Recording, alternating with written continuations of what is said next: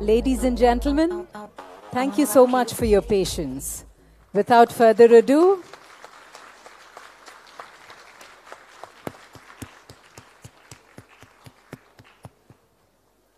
I invite Kiran Mazumdar-Shaw to introduce the speakers and the next session. Thank you.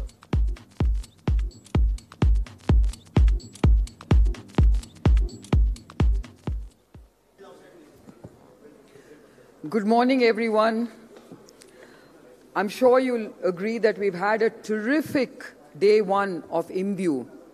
And now we're off to a fantastic day two, starting with an absolutely fantastic session. And I have the distinct pleasure of introducing this much-awaited conversation between two iconic celebrities.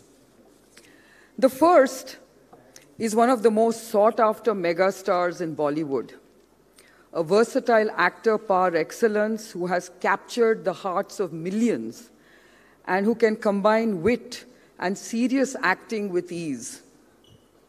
His portrayal of historic figures like Bajirao and Alauddin Khilji have made him legendary in every sense of the word. And of course, he is undoubtedly a great youth icon. So may I invite Ranveer Singh onto the stage.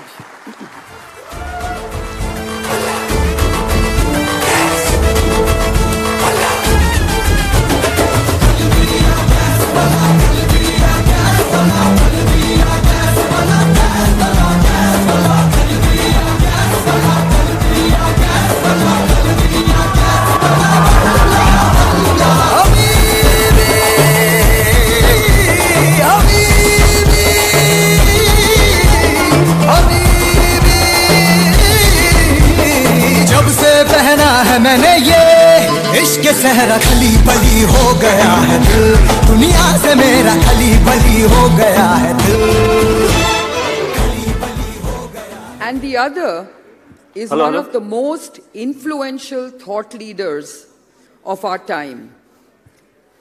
A spiritual mystic, a Padma Vibhushan, and a voice of reason and human advancement. Someone who is one with nature and who understands the dangers of man-made destruction of our forests and rivers and calls for action through his huge river rally. He is also flamboyant and cool. He is also a kind of a youth icon. He loves golf and he loves bikes. He's often called the mystic, the motorbike mystic. So, let me also invite Sadhguru ji onto the stage.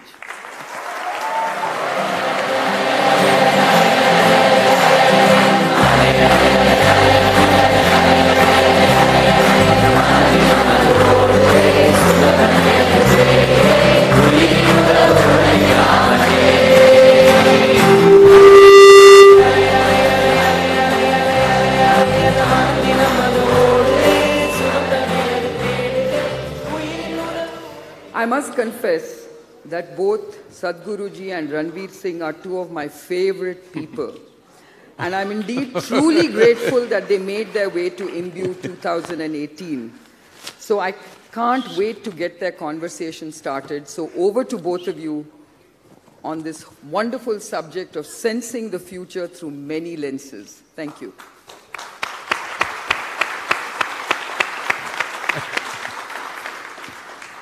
At the end of that song that they played for you, you got shot. Yeah. Okay. Today it's going to be nice. यहाँ से तीर आएंगे. Good thing I stopped, no sir. Didn't go all the way till the end. They were like, इसको हटाओ यार. Let's see Sadhguru ji do some dance moves. Do you dance, sir? Do you dance? Of course. How can I not? But like, where? When? Like, do you like, you're at home, just put on some music, full volume, rock out to Khali Bali? Generally, I don't need any music, I simply dance. It's in your head, or there's no music in your head, you're just dancing. See,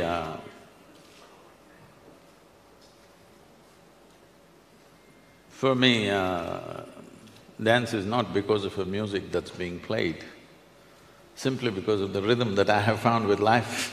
Hi.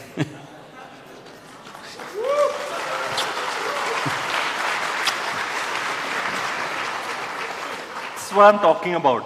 So I'm a huge fan, and I've become a bigger fan in the past month. I have two best friends, one's a photographer, one's a filmmaker, and they're massive fans of Sadhguruji.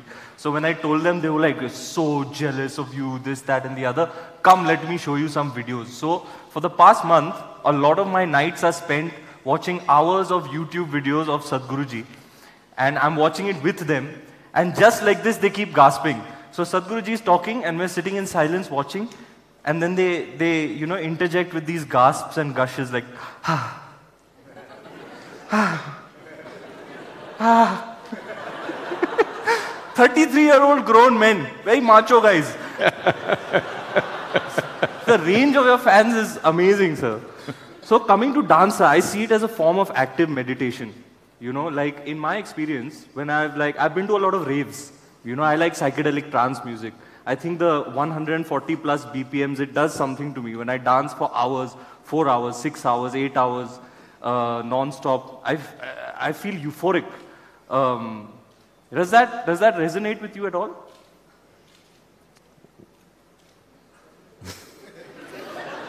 So we can tell you're a party animal, come on. Well, my party has been normally telecast all over the place, so people know that we dance for 12 hours from evening 6 to morning 6 on Mahashivratri nights. The rager, the OG rager.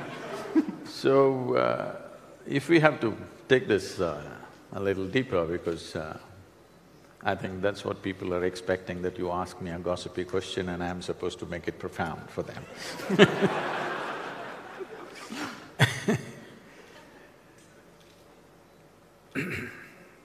So it's like this, this nation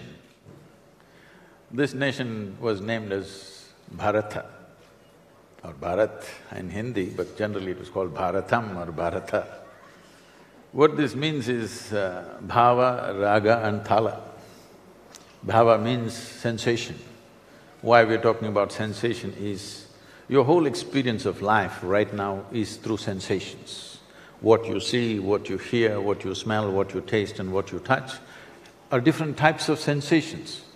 So your entire experience of life, you may be interpreting it in many different ways in your intellect, but essentially these are multiple amalgamations of sensations. So that is the bhava, this is the experience of life. Raga means the tune for this. Here we have no participation.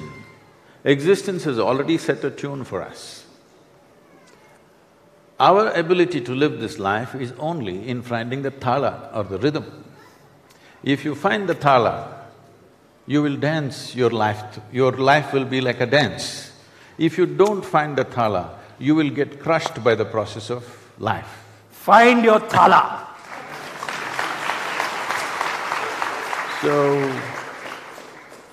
what is happening, whatever this 140, you said 170? Fast. I know, but what's the MB, whatever, MBP, whatever that… BPMs, beats per minute. So, if you have a certain music which overpowers your mind, people are down with their own thoughts and emotions. For most people, unfortunately, the cerebral development that has happened in the human being has become an impediment. Their only problem is they don't know how to handle their intelligence. They think misery and suffering is happening due to a variety of reasons. No, there's only one reason. Your intelligence has turned against you, that's all it is. You call it stress, you call it anxiety, you call it misery, you call it madness, you call it whatever you want. Essentially, your intelligence has turned against you. A whole lifetime, people don't learn how to handle their own thought and emotion. 50, 60-year-olds still don't know how to handle their thoughts and emotions. Thought and emotion is essentially generated by you, it should happen the way you want. But because of this thought and emotion being out of control, they can't feel the rhythm of life. Their psychological realities have completely overpowered their existential reality. So when you play music which is loud and, beating itself into you, not just through your ears, through the entire body, every cell in the body gets the beating. When you're thrashed like this by sound, now the psychological reality kind of evaporates and they seem to enjoy that, some ecstasy of that. So enjoying the ecstasy of music and movement is fine, but how long? You're pretty fit, but still your capability is only 4 hours. So, many others who are not as fit 4 hours twice a day. Many others who are not as fit as you, they won't last 4 minutes in dancing, that's a fact. So, when you finding the rhythm only happens for 4 minutes or 4 hours or whatever amount of time, that means you will never know the rhythm of life just by the nature of your existence. So one must know the ecstasy of existence, not ecstasy of action alone. Action is beautiful simply because it's coming from that dimension. If you're trying to find joy or ecstasy in your action, you will become enslaved to that action. See, now people can't take off the headphones, they're crossing the street with headphones on with whatever 140 PMP, whatever, and many are getting killed. Many are getting killed simply because their headphones are on. Because right now, they can't feel any pleasantness without something thumping in their ears. Or in one way, what they're trying to do is somehow keep the intellect away so that sound can do it, visuals can do it, sensations can do it, anything can do it. Any of the 5 sense organs, if you force it in a certain way, you will not feel thought and emotion. So people think that is freedom. No, you're getting enslaved to something else. So it's very important that you can sit silently here and still be ecstatic. This needs to happen to every human being. Otherwise, inevitably you will get enslaved to something. Maybe music, maybe dance. All this is going to kill you. If you dance 24 hours a day, you're going to die. That's a lovely thought, sir. Absolutely. I hope to reach that stage of evolution and awareness where I can… We can get you there. Be ecstatic. I'll have to hang with you a little bit more, Guruji. I know I'll get there. So, which brings me to something very exciting. So you went for the World Cup? I'm so jealous. I'm slogging it out, shooting ads 12 hours a day, you're hanging out and… No, I'm damn jealous. Did you go for the World Cup? How was that? Yes, I did, but I've been dreaming of going to World Cup football from the age of 12 or 13. Wow. So here I am. Now I make it. You wait, huh? Younger than ever.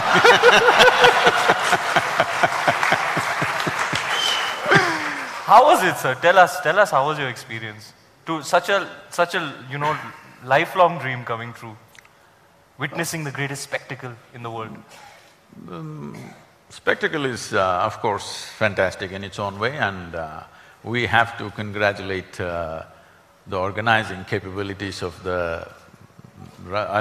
Russia.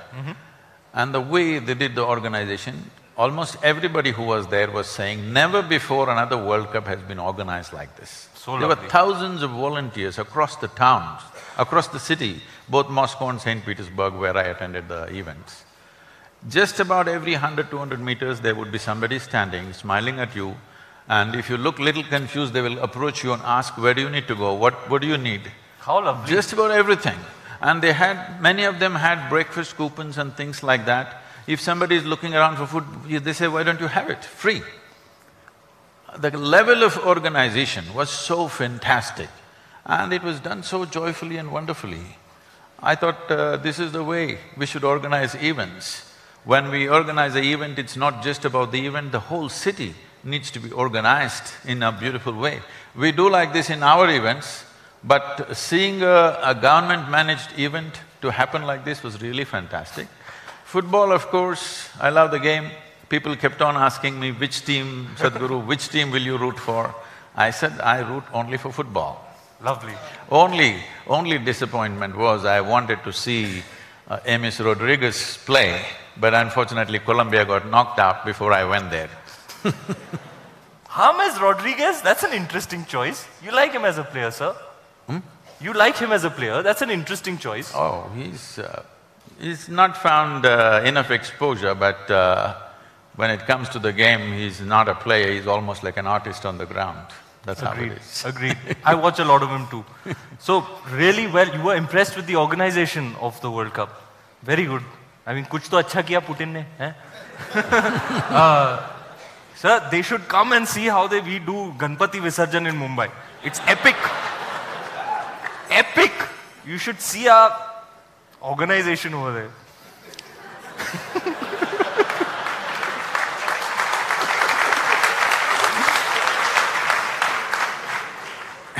Sir… well, you just have to drive in Bangalore.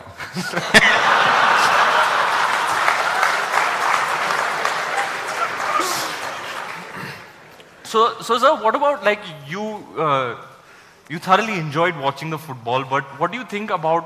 what is your take on sports? It's competition, you know, it's…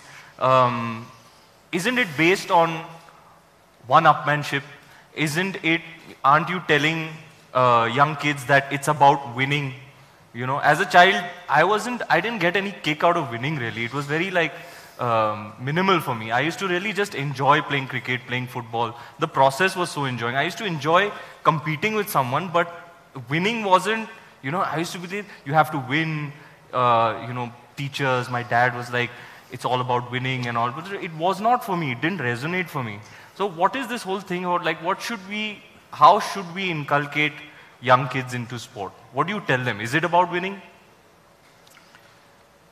See, winning is only a desire. Game is the process. Process is the game, rather. If you don't conduct the process right, winning will just be a desire. All the 32 teams came with the desire to win, but only one wins because they handled the process right, not because they had a stronger desire than others. So, this is a culture where we always insisted on process. But today we have taken this from outside, we have become a goal-oriented society. That means our desire has become more important than the process. Only if you conduct the process right, the results will come. Right now there are flowers. If you want flowers in your garden, if you go and do flower meditation, flower will not come. If you want flowers in the garden, you need to handle soil, manure, water, sunlight. Soil doesn't look like a flower. A manure definitely doesn't smell like flower. Water doesn't feel like flower, nor does the sunlight do. But if you handle these things right, flowers will happen. Flowers will happen only to those people who handle the process right. Unfortunately, we have shifted our attention to the goal. In yoga, there is a saying, in the yogic culture, this is a very basic process, that is, we say if you have one eye on the goal, you have only one eye to find your way, which is very inefficient. If you use both your eyes to find the way, depending upon the times and your strength and capabilities, you will get to a place that you need to get. You're not concerned who is getting where. The question is only, are you operating to your full potential? That's all it is, life. I want to be better than you, this is not going to get you anywhere. So if I want to be better than you or if I want to be better than somebody, suppose the one next to me is a lame person, I will walk little faster than him and I think I'm doing great.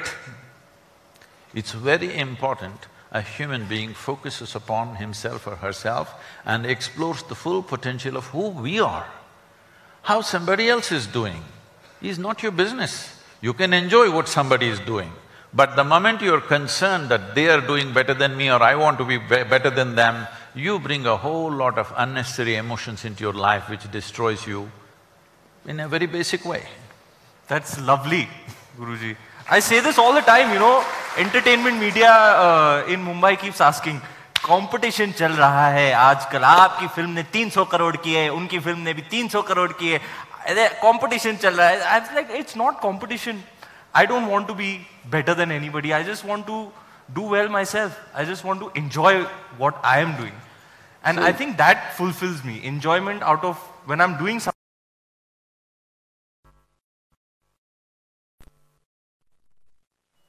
If we do not do what we cannot do, that's not a problem.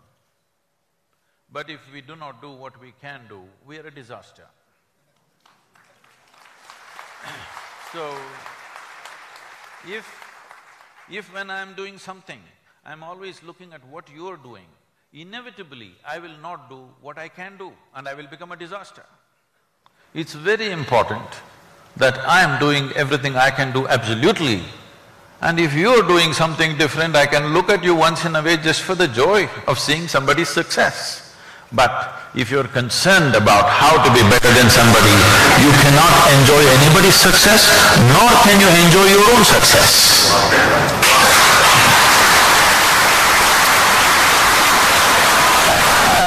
I'm not one of those female fans, you know.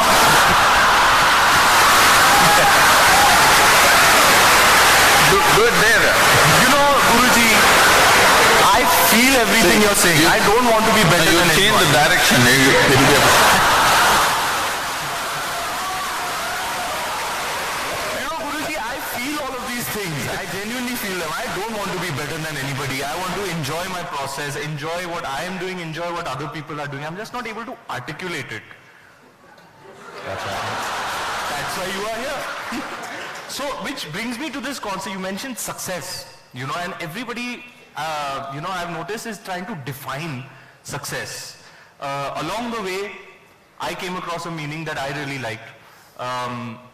It was, success is the magnitude of the beneficial footprint that you can leave on society. I like that definition. One of the definitions of success that I liked. But what is your take on this concept? What is success? I mean, we're here, is the purpose of life, are we here to procreate? If we procreate, are we successful? Like how do you consider yourself like, now I'm successful? Well, procreation we have done a lot in the country. This definition, what you said, will lead to make life absolutely utilitarian. Even my success should be useful. Well, a peacock is dancing. What is the use of it? There is no use, and that's what is beautiful about it. It's to attract the mate, no? I thought. That's what I do, I'm sorry. No, to your eyes, you shouldn't get…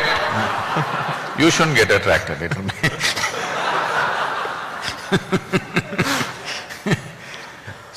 The thing is, everything that's beautiful in the world, what is the use of it? This is why people are asking this everlasting dumb question, what is the purpose of life? Sir, so yesterday, I put a tweet out saying, I'm meeting Sadhguruji tomorrow, what should I ask him? And 80% was, what is the purpose of life? What is the purpose of life? What is the purpose of life? I was like, guys, just come up with something else. Please. So, when you ask what is the purpose of life, essentially you are asking, what is the use of life? There is no use. Even if you are not born, everything would be fine, believe me. Actually, it would be better.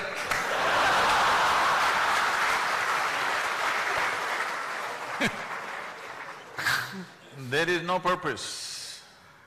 Life is a phenomena beyond this nonsensical, logical calculations about what is the purpose of this, what is the purpose of that, what is the use of this. There is no use. It is just that life is a bigger phenomena than your intellect. Your intellect is just a small part of this life. Unfortunately, you're thinking life is contained in your intellect. No, your intellect is contained in this life process. Just one aspect of it. It's just one dimension of intelligence. There are many other dimensions of intelligence. Today science is telling you what a bug knows you do not know. What a grasshopper knows you do not know, actually, isn't it so? From Bangalore, from here, in this Karnataka, there are dragonflies. You've seen the dragonflies. Every year they're traveling all the way to Africa, African East Coast, multiplying there and again coming back. Okay, without any kind of navigation equipment or anything, these tiny little insects, they're going all the way to Africa and coming back. Could you do it, I'm asking? Without any instruments? Could you just follow the waves and simply sit on a log and go to Africa and come back? I'm saying, look at the intelligence in a small insect. Like this, intelligence is all over the place. The entire universe is just a living intelligence. You have captured a little bit too.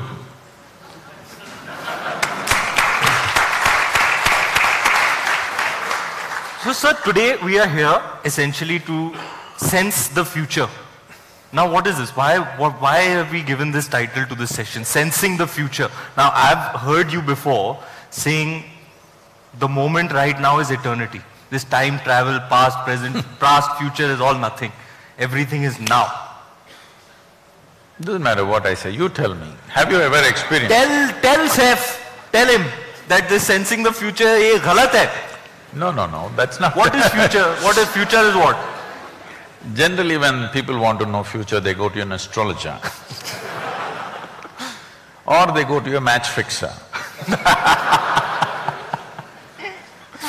So, people want to find a job, they will want to go and find out through an astrologer or whatever other crystal gazers or whatever, they want to find out what will happen through my career. Or they want to get married, they want to go and ask somebody, what will happen in my marriage? I think it's obscene. Obscene is the word you choose. Yes. How am I going to live with my wife? You want somebody third person to tell you.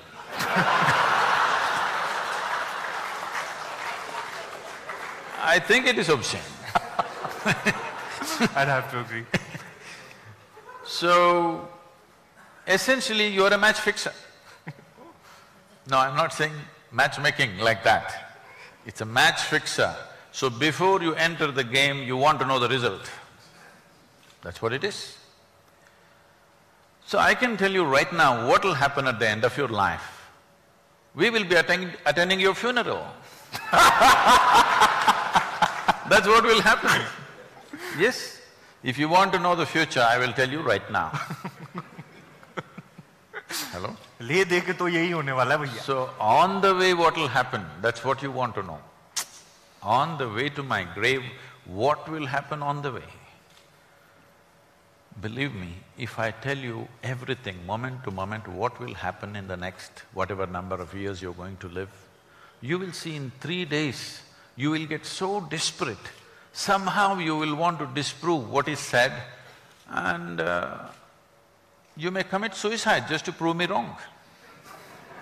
Because it'll become so frustrating that everything is written down, what you will do and what you will not do. It will become so frustrating, you will not want to live. So when you're in this state of mind, when I say in this state of mind, if I tell you what will happen tomorrow, most people will not be capable of participating in today. I'm made like this, even if I know exactly what will happen tomorrow, today everything that I do, I will do it as if my life depends on it, even though I know the result tomorrow. I think everybody should live like that, live in the now, like do what you're doing at that point. Most people, if they come to know what will happen tomorrow, they will not participate today. That means they won't live. So it is best that they do not know what is tomorrow. So can we change the topic to sensing now? No, sensing tomorrow is not in that sense. Sensing tomorrow is so that we do the right things today. You have some picture of tomorrow so that you can do the right things today. That's important. If we don't foresee in some way, then we won't know how to do anything in our life.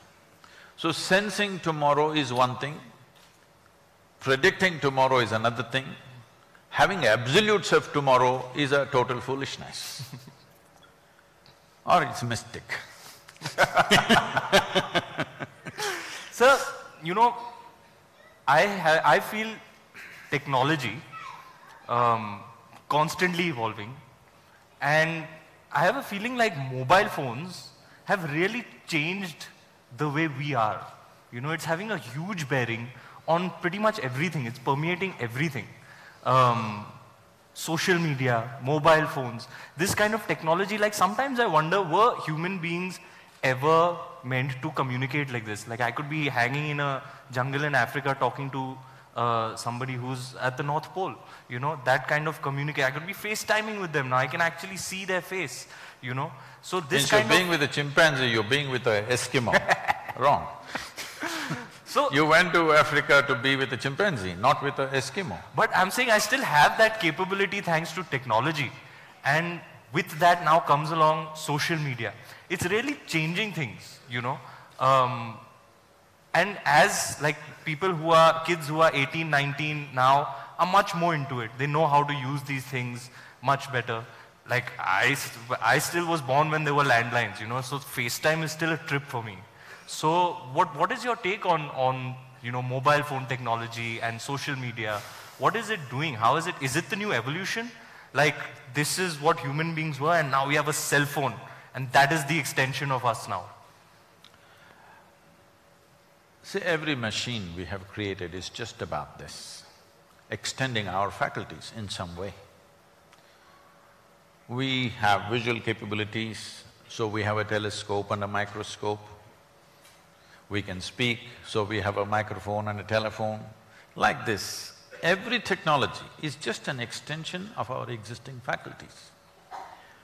Now, if I speak through a landline, it was okay, but now I have a mobile phone which is far more comfortable. Now that is not okay? No, it's perfectly okay. I know what landlines meant. I'm talking about 35, 36 years ago when I was driving all over the country, building Isha Foundation, village to village, town to town, always on the road. So I have telephone days. I don't know whether you have seen those things, maybe you should have seen.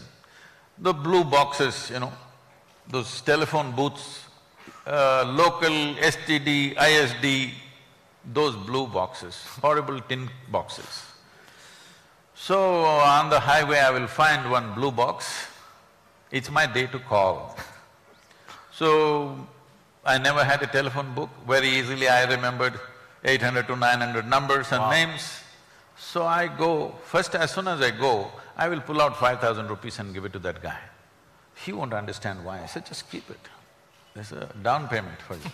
Because normally a call costs you 5 rupees, 10 rupees, 15 rupees like this. I give him 5,000 rupees, he doesn't know what's coming. Now I go into the booth, this black, horrible smelling phone. Some of them had it serviced with some perfume, rest were… everybody's bad breath was there in it. Then I call and call and call 4, 5, 6 hours, I make all the calls I need to make for the month. And then other people who want to make phone calls, some local calls, something, they all come there, they're gesticulating at me that I'm not coming out. But that guy takes care of them because I already paid him 5,000 bucks. So I would finish all my calls and get into my car and drive on. Today, if I just tell somebody's name, my phone calls, yeah, it's a done thing. I'm hugely appreciating the technology. Some people are complaining, but they're complaining not about the technology. They do not know that what they're actually complaining is about their own compulsiveness. Compulsive usage has come. This problem is not just with phone. If they start eating, they don't know when to stop eating. If they start drinking, they don't know when to stop drinking. If they start doing something, they don't know when to stop it. So this compulsiveness is there in all aspects of life. Now the gadget has become a drug. It keeps people engaged, but it's also keeping a lot of people out of drink. At least there's something good about it. So compulsiveness is not what we need to handle. Technology is a tremendous enabler. Nobody should ever complain about it, otherwise we must put you in that blue box with a black phone. You will understand, even my finger used to hurt a lot at the end of the phone calls. Guruji, I keep wondering, what is it that prompts you to travel, share your knowledge, share your wisdom with others? Why wouldn't you like say, ye sab moh maya, give it all up, go to the mountains and meditate? I fantasize about doing that. I'm like, one day I'm going to leave all of this. I'm going to go sit on top of a mountain and meditate. See, you would, anybody for that matter, would want to drop this and do something else. Why? Because in some way they're finding this burdensome, isn't it? I don't have to go on a mountain top to meditate. I'm meditative every moment of my life. You just check my pulse rate and see. You always bowling in the wrong direction. You are saying such chumma things. You watched Padmavatna last night. So you check my pulse rate, you will see I'm always meditative. So I don't have to go somewhere to meditate. This is what I was saying when the previous what's the purpose of life came. See, if you fix a purpose of life, you will do what you think is right. If you don't fix any purpose to life, you will do whatever is needed, and that's what is most important today. That we do what is needed, not what we fancy. I don't know what is it that I need to do. How will I know? See, can I be honest with you and tell you that I find a truth, I feel a compulsion to entertain people. Does that make any sense to you? yes, so many people cannot even smile or laugh unless they sit in a cinema. They can't do it with their neighbors, they can't do it with their family. The best place for them is a cinema hall, they can laugh because it's a dark place. So you're doing a good job, I heard.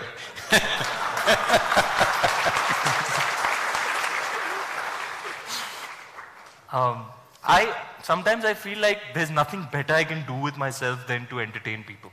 You know, it's like this is one thing I know I can do it well, and I can, I can make people smile. I love to do that. You know, when somebody sees me on the road, they're like, ah! And then I'm like, hey, you give that energy back to them and it lights them up. I find it fills me up with some euphoric feeling. It is also needed right now. Entertainment is very needed because people are not simply ecstatic by themselves. Entertainment is very, very needed. Otherwise, a lot of them would sink into depressions. So, you are doing a very cheap psychiatry. When I say cheap, I mean inexpensive. Not cheap means that way. No. I didn't mean that way. I meant very… It's not cheap, $500 to go to a multiplex nowadays. I know, but to go to your psychiatrist, do you know what's the fee? So, inexpensive psychiatry, at least they go there for those 3 hours, they feel good and they come… especially in a country like India, where a whole lot of people are living in abject poverty. I think cricket and cinema is keeping the mood of the country little up. I wish slowly that changes in the sense that people will be joyful by their own nature. They don't need… Arey please, Guruji, I'll be out of a job here. Then I will teach you how to do something else which will still… Asli psychiatry. This is a question that, sometimes this is not my particular… No. I was never interested in the, the examinations and things that happened. But I saw people sometimes, many times, desperately copying answers in the examinations and things like that. But I never saw anybody copying questions like this. What do you mean, yaar?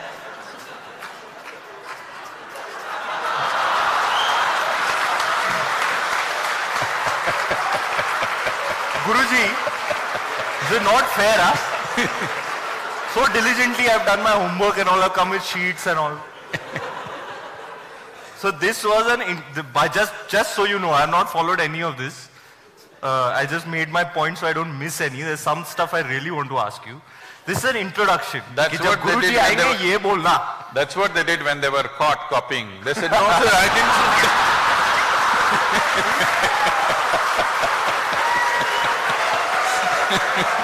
मैं तो खुल्लम खुल्ला कर रहा हूँ यार. Hey, चुप कर. This I to put it out on Twitter, sir. Where I'm khullam khulla. I'm khulla sand.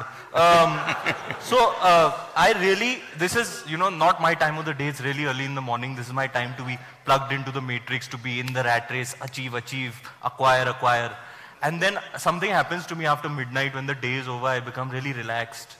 And then like I have these existential thoughts and I start thinking about other things. And this thing always fascinates me. I find the universe to be in some kind of dichotomy. I want you to explain that to me. Now, I know you can elaborate on it because I've seen you talk for so long on YouTube. I know you'll tell me something. I've never been able to figure it out. See, I never said your movie was too long.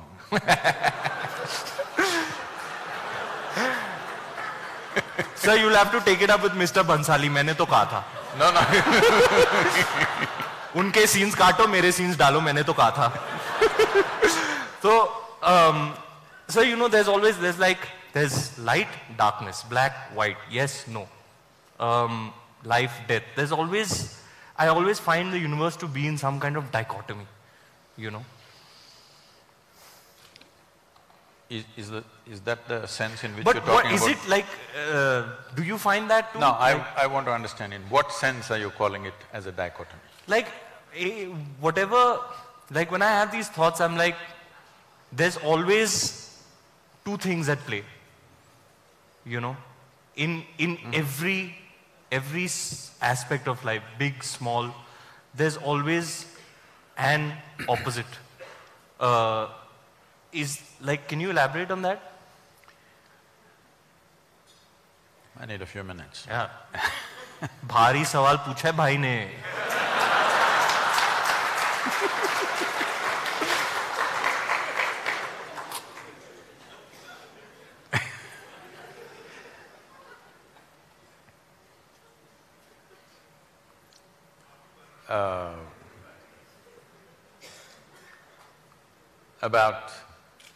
Before coming to the dichotomy,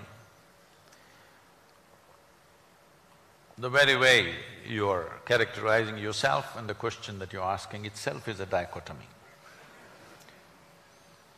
People always thought Charlie Chaplin was very funny. But if you listen to his private talks and things like that, there was a deep sense of agony in him.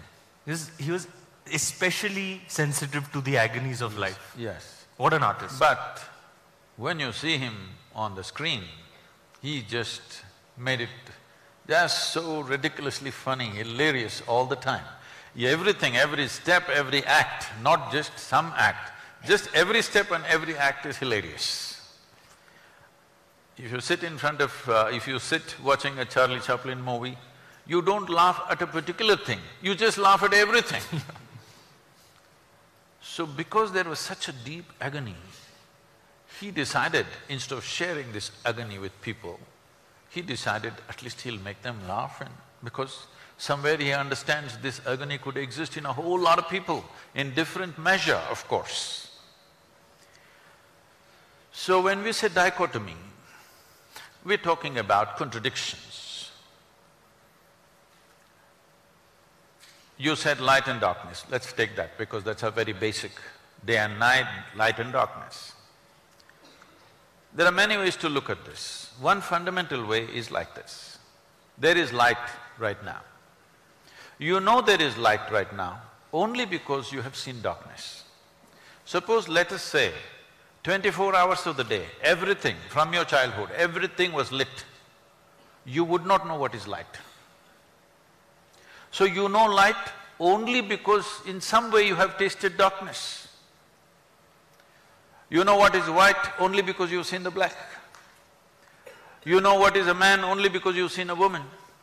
You know what's a day only because you've seen a night. So, what seems to be contradictory on the logical level of your mind In terms of making of life, they're complementary to each other. They're working with each other but pretending to be opposite to each other. This is why in this culture, everywhere in the world, not just here, in one way or the other they figured this and they made it in so many ways. They called it yin and yang, here we called it Shiva Shakti. And if you see the images of Shiva, one half of him is man, another half of him is woman, physically. Because what is being depicted here is, this is the nature of physical existence. As long as your experience of life is limited to physical. When I say physical, right now everything that you can see has to be physical, isn't it so? Can you see something that's not physical? Can you hear something that's not physical? Can you smell, taste or touch that which is not physical? Or in other words, your entire experience of life is physical, even your thought and emotion is physical. We can measure it today. We can measure your thought and emotion, that means it's physical. So your whole experience of life is limited to the physical dimension of the existence. And the very nature of physicality can only happen with this. Even if you take the basic electric charges, there is a positive and a negative. Without that, it will not work. If you take an atom, there are positives and negatives. So the very construction of physical nature is between two opposites or two complementary dimensions of life. So when you live here, if you live here with the necessary perception, in a very brief amount of time, one can realize this contradiction or this complementary nature of these two things can go on playing endlessly upon you without taking you anywhere. When you realize that the physical will not get you anywhere, that is when you turn spiritual. It does not mean you rejected the physical. You're still living in the body, you're still living in this world. It is physical, but this is the longing of every human being. It's not just some spiritual person. Every human being is trying to touch something beyond what they are right now. If you know money, you're just thinking more money. If you know power, you're thinking more power. If you know pleasure, you're thinking more pleasure. If you know love, more love. If you know knowledge, more knowledge. Whatever it is, you're always trying to touch something more. If it finds this longing to become something more, if it finds a very basic physical expression, we call this sexuality. All you're trying to do is be something more than what you are. Something that's not you, you're trying to make it a part of yourself. If it finds an emotional expression, we call this love. Once again, emotionally you're trying to make something that is not you as a part of yourself. If it finds a mental expression, it gets labeled as greed, ambition, conquest or simply shopping. Something that's not you, you're trying to make it yourself. But if it finds a conscious expression, then we call it yoga. Yoga means union. Yoga doesn't mean twisting and turning. Yoga means union.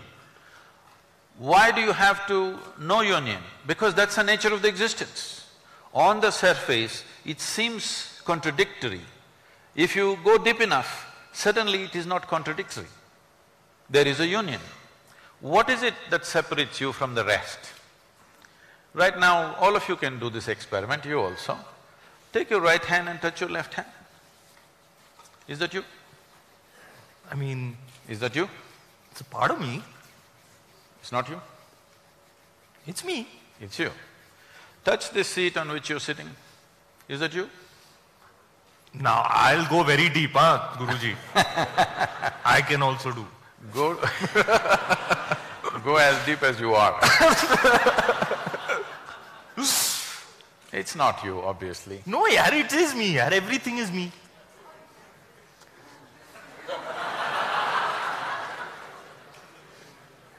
Everything is Pura you. Brahman.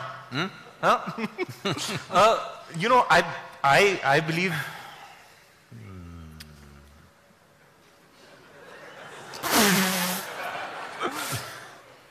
Yeah, everything is… This is a problem of being born in India. You only said it. You only said it. That is, too much spiritual jargon is all over the place without any living experience. This is what happens. This is what happens when you watch too much late night Sadhguru on YouTube. Everybody is talking Anna, Pinda, Brahmanda, but even if a mosquito bites, it bothers them. So, it clearly tells you, this is me, this is not me. What is telling you this? It's just your sensations, isn't it? Here if you touch, there is a sensory response. Here if you touch, there is no sensory response. Or in other words, what you're saying is, whatever is within the boundaries of my sensation is me. Whatever is outside the boundaries of my sensation is not me. Isn't it so? Isn't it so? There's water in this, nothing else, okay? Because this happened, I had to go for one match, I had to go to Petersburg and come back to Moscow for another match. So at the airport, we had these days they don't give me plastic bottles of water, they always have glass bottles of water. There's a glass bottle and that has the same shape as usually how the vodka bottles are made, you know. And this bottle came in the screening in the airport and the lady said, you can't take it. So the person who was with me pulled out the bottle and said, Sadhguru, would you like to drink? I took it up and I started drinking. I drank half the bottle. That lady's face just went pale. She started telling the other secretary, he's just drinking, he's drinking. Then this person is trying to explain to her, no, it's water, but she doesn't understand a word of English. She's just started almost getting hysterical, he's drinking half a bottle of vodka right here. Then we went close and showed it's printed in Russian, it is water. Then she said, but the bottle was like that. So, the question is this, there is water here, is this you? Hello? No. If you drink it, does it become you? Yes, right now over 70% of your body is water. So what was outside, if you include it into the boundaries of your sensation, it becomes you, isn't it? And this is how you gathered this entire body. The food that you eat and the water that you drink, slowly you gathered into the boundaries of your sensation and now it feels 100% like you.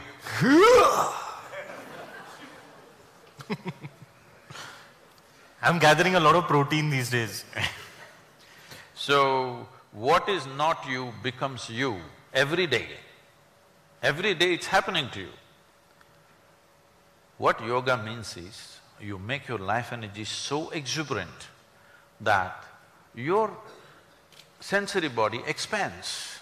You heard a phantom leg, somebody lost a leg, though their physical leg is gone, they still have all the sensory leg in place. Because sensory body has a presence of its own. If you become very exuberant within yourself, you will see your sensory body will spread. Suppose your sensory body became as large as this hall,